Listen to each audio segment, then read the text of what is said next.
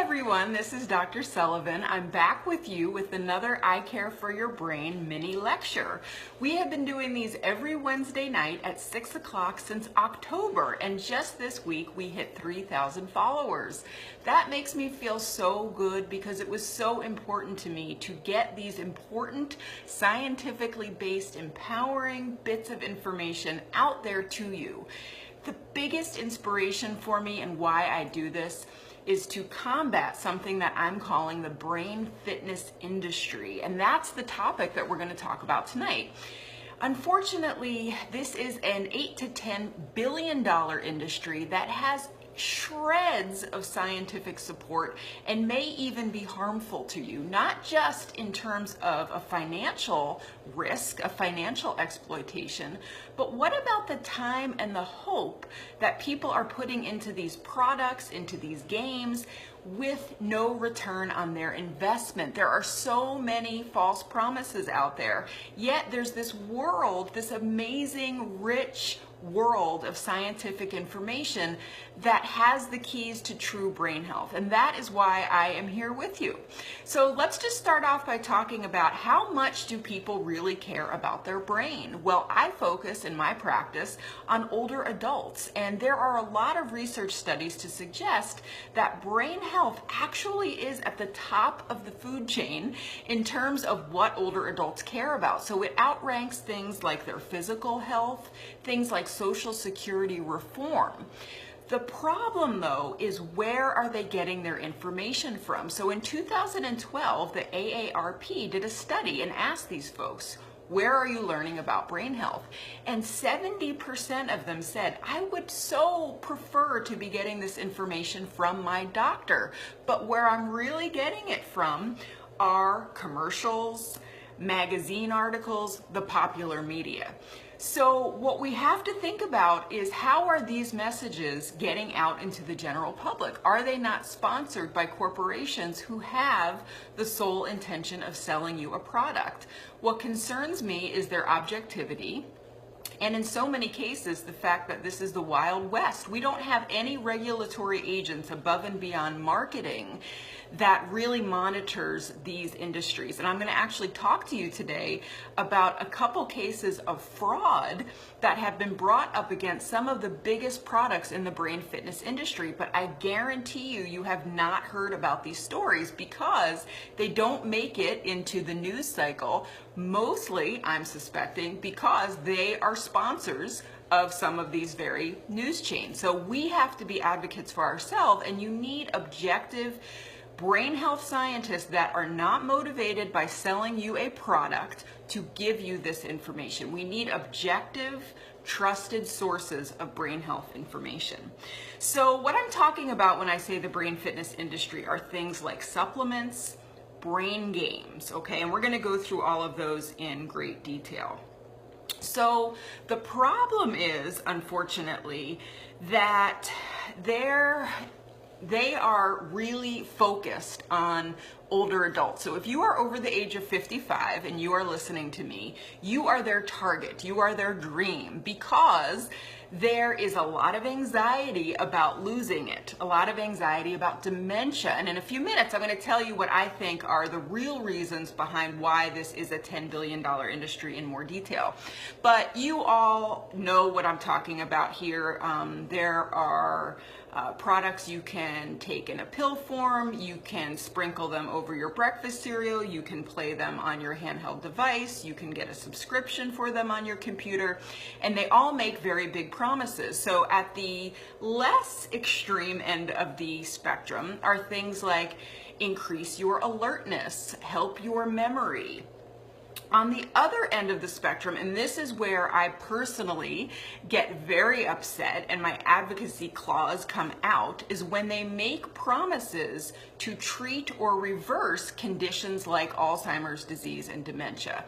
I personally find that to be cruel, and I think you would agree with me. Give me a thumbs up if you agree with me. If you have loved someone that has lived with dementia, I know for a fact that you would have done anything to take away that suffering.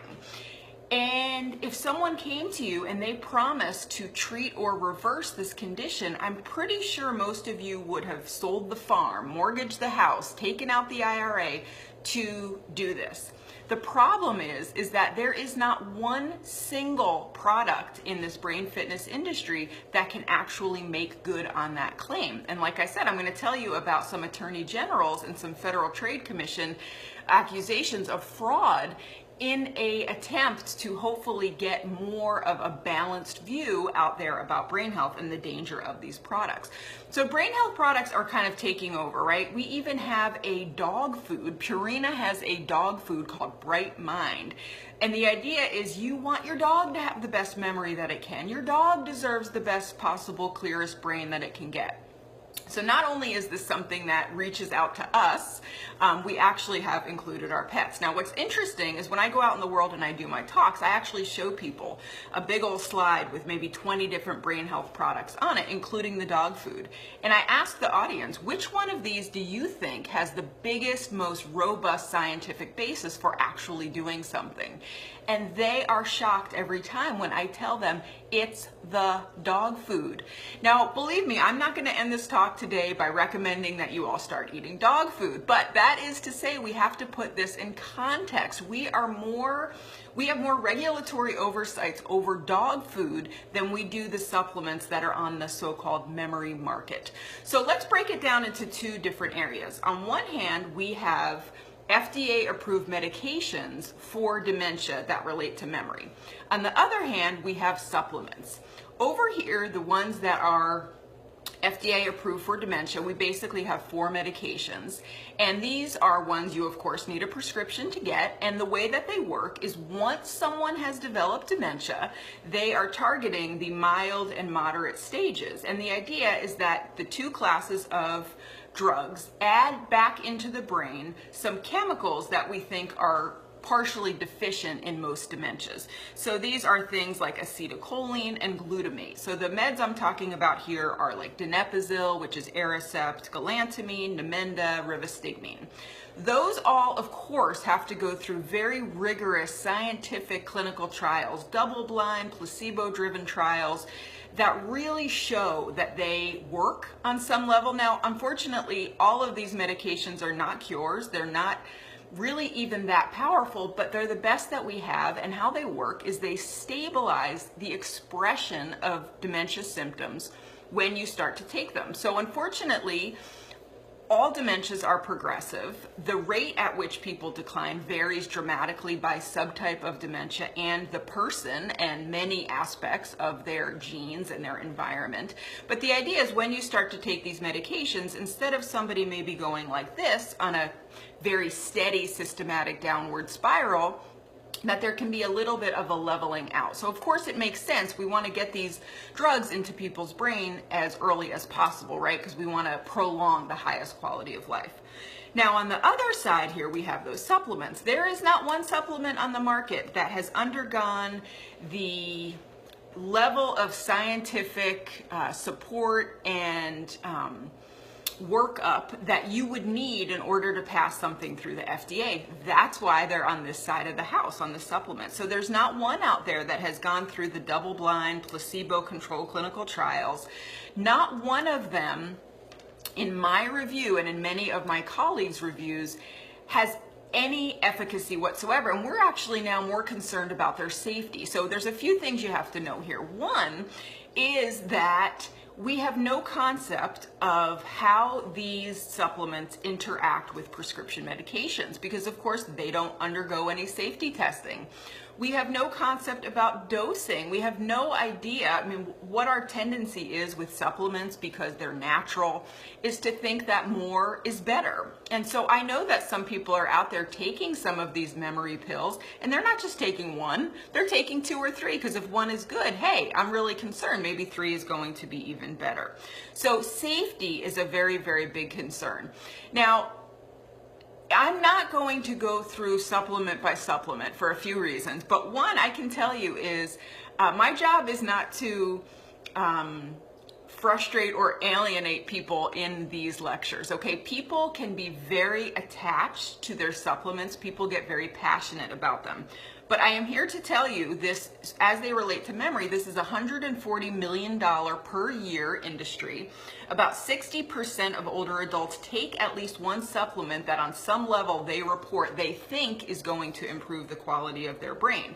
So we've been through all sorts of things in the last 10 to 20 years. Ginkgo biloba, we've got fish oil, we've got turmeric, we've got coconut oil, we've got supplements like Prevagen, so this is the jellyfish extract. And what I wanted to do was just tell you not so much my personal opinion. I want to report to you what has been reported in the media, not widely, that is readily available on the internet. So Prevagen, okay, the jellyfish extract, $165 million in sales, and what they claim is to improve memory and reduce age-related memory impairment. In 2017, the Federal Trade Commission and the New York State Attorney General charged the marketers of this supplement with making false and unsubstantiated claims.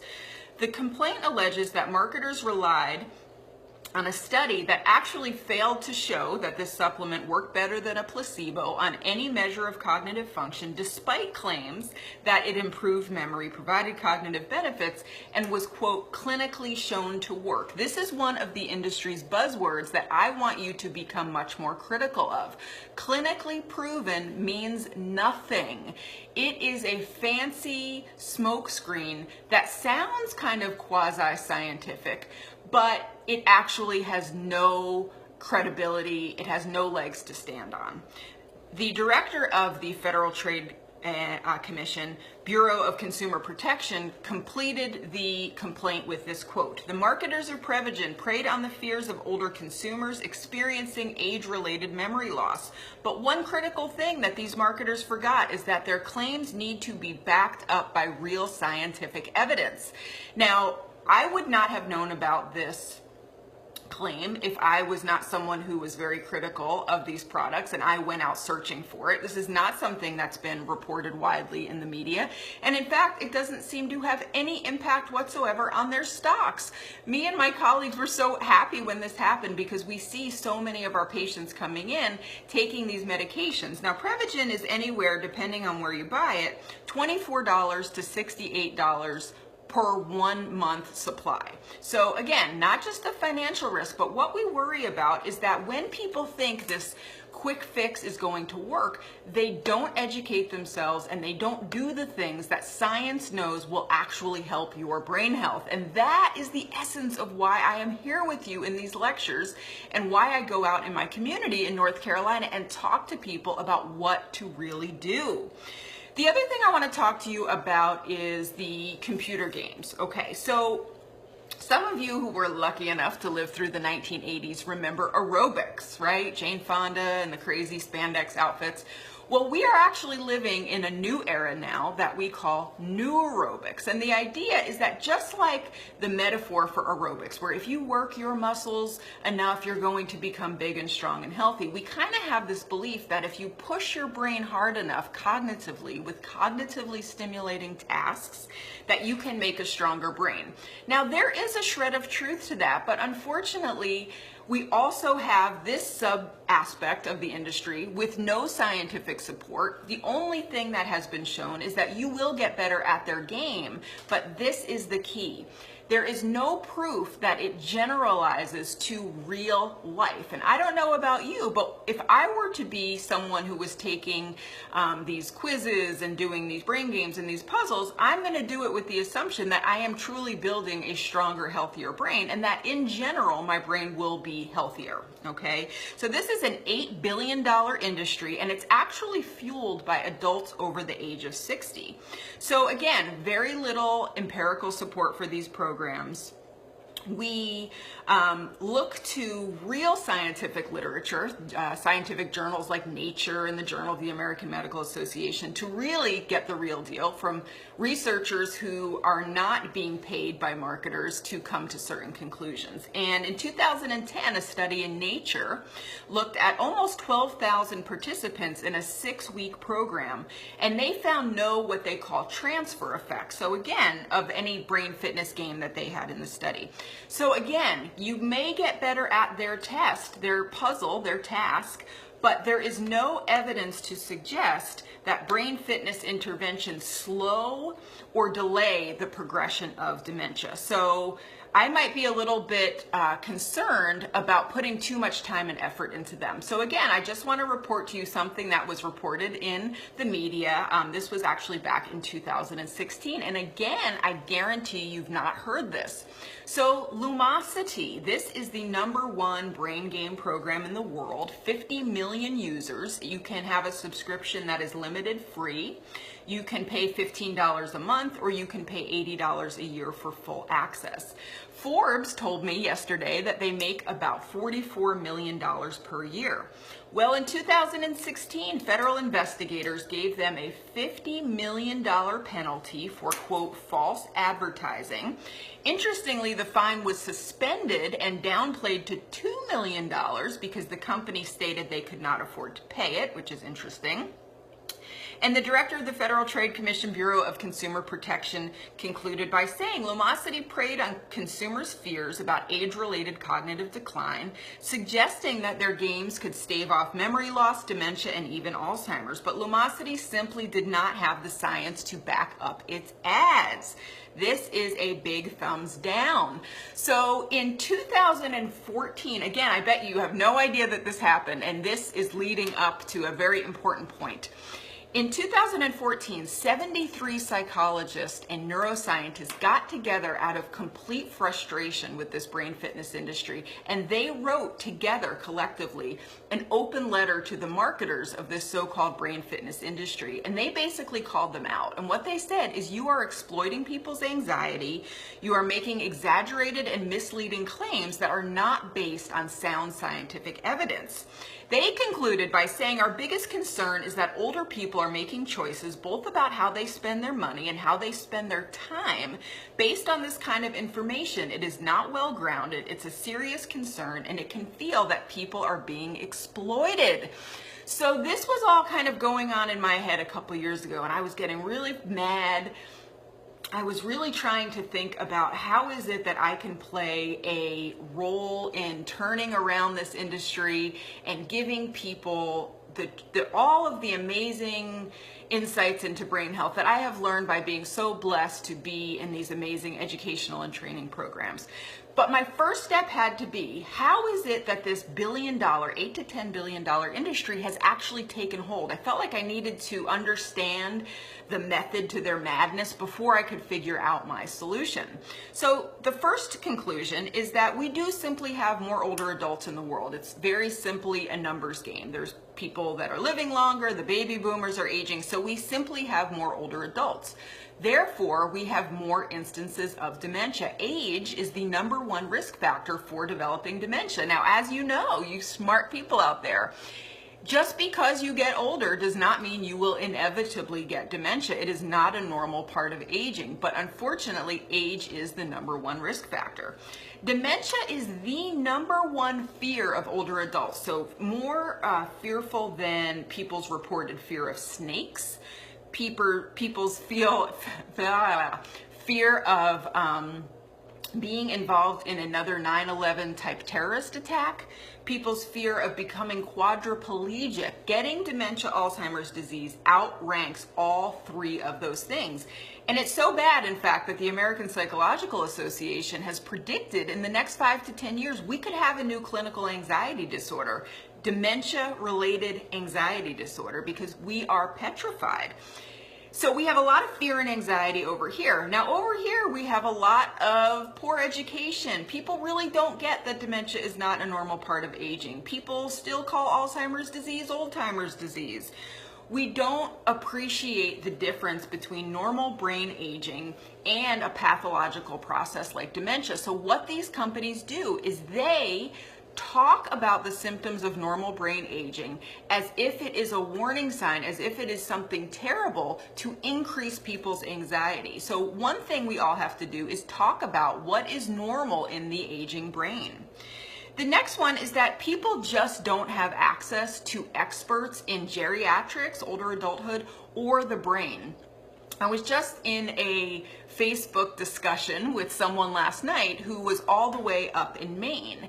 And she's a psychologist, but she's not a neuropsychologist. And she's in a terrible bind because people are needing neuropsychological evaluations, but the closest person to her has about a 1-year waiting list. So people are doing the very best that they can out there, but I wonder if you agree with me. Do we have enough doctors that are truly experts in older adulthood? I really don't think that we do. The other thing is that there have been several failed end-stage clinical trials for cognitively enhancing medications that would work prior to the onset of dementia. So this means people who are having normal brain aging and want to stay that way. There really is no preventative in terms of a pill that we can offer people medically. So that has created a gap.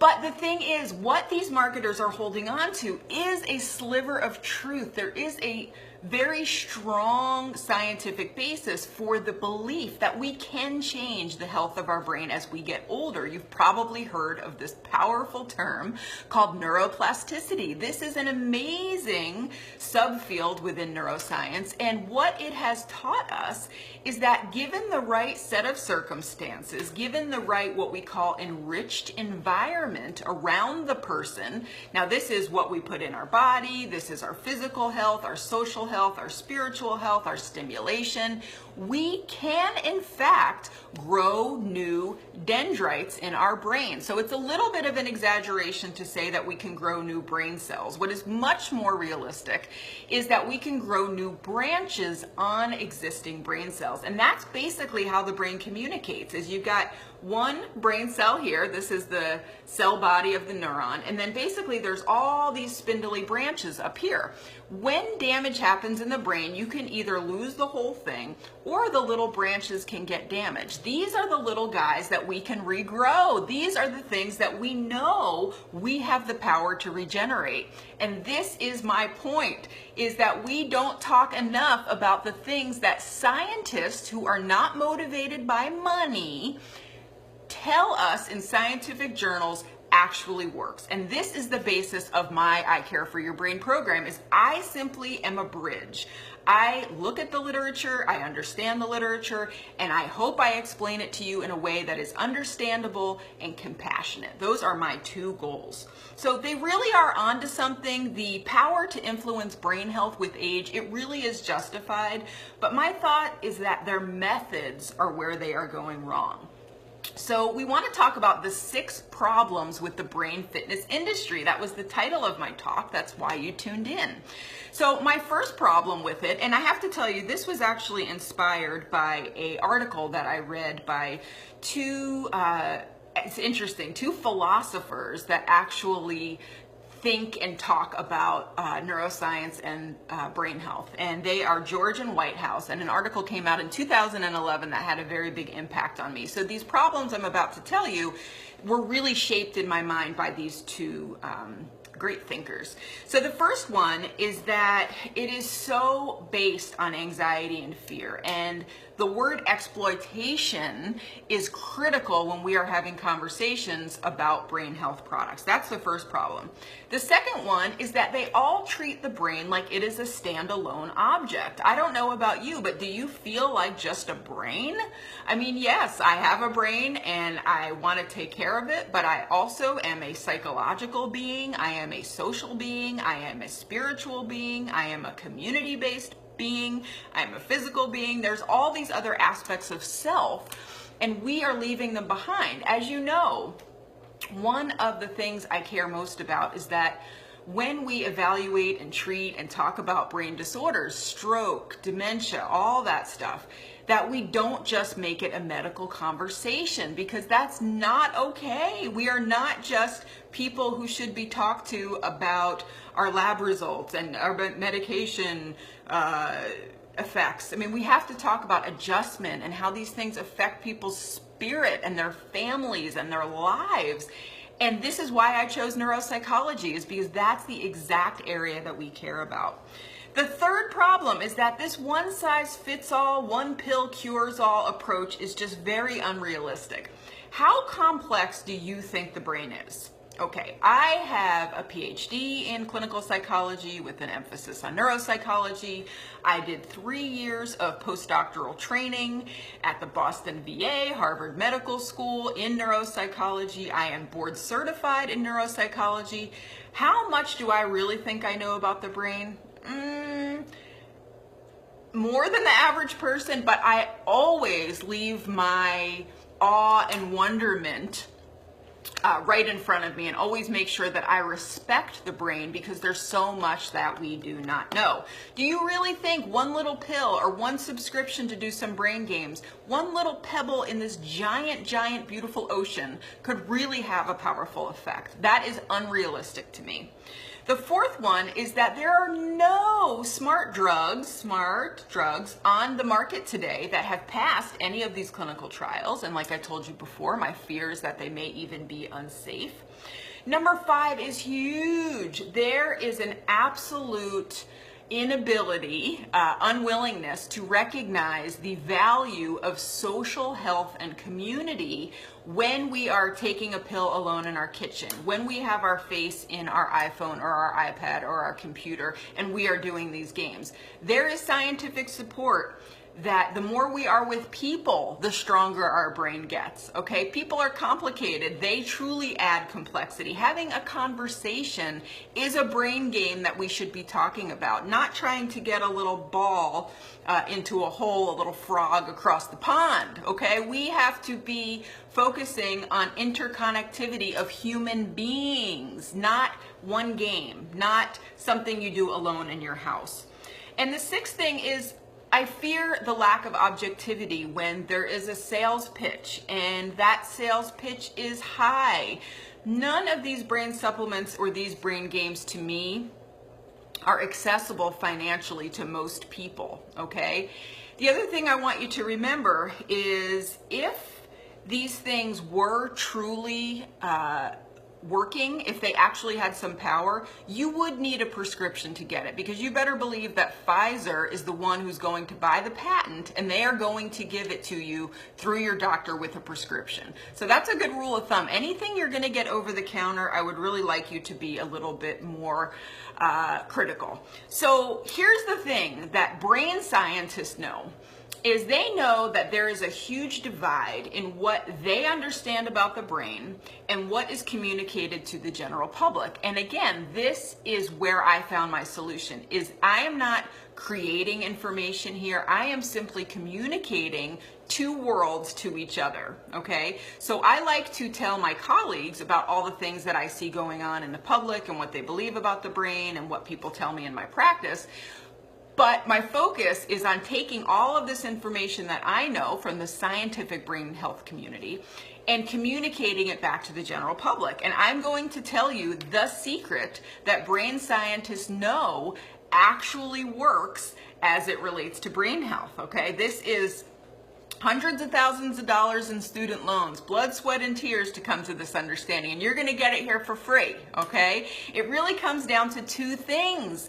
It is lowering the known risk factors for less than optimal brain health as we age, and increasing something we call our cognitive reserve.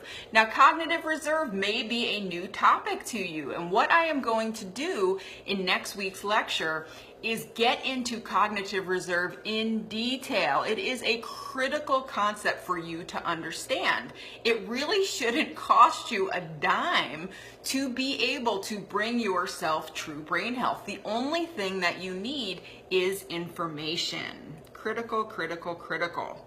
So I am so grateful to be with you all tonight. Thank you so much for listening. I hope that you are a little bit more aware, that your eyes are a little bit more wide open. These are very powerful marketing schemes that these companies are using. And remember, they are really banking on you being fearful and uneducated. So the things that you're going to do are to seek out high quality scientific information, okay, hopefully from trusted sources, and you are going to start to educate yourself more and more about normal brain-related changes as we get older. So in the next few weeks in these lectures, that's exactly what we're going to be talking about. Thank you guys so much for listening. I got to get on the road. I'm heading up north today to go do a talk in a retirement community, and we're going to talk about the psychology of aging. So again, this is a brain health lecture series that I'm going to do. But what is my topic today? Coping and chronic stress. So when we talk about brain health, we can't just think about the organ of the brain. We have to incorporate the whole self. So if you agree with me, give me a like, give me a share. I have to get this information out to people. I'm telling you, people's finances, their hope, their time is on the line. This is almost like a public health crisis. So if you can help me in spreading this message, I would really, really appreciate it. Thank you guys so much, and I will see you next week. Bye-bye.